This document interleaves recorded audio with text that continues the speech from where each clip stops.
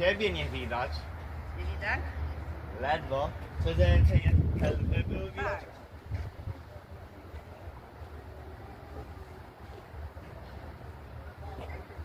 Lepiej widać ludzi za to niż siebie.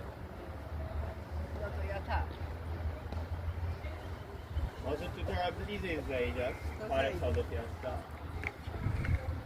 시드니 남쪽, 시드니 북쪽으로 2시간 거리에 있는 불광산 남천사 전경이었습니다.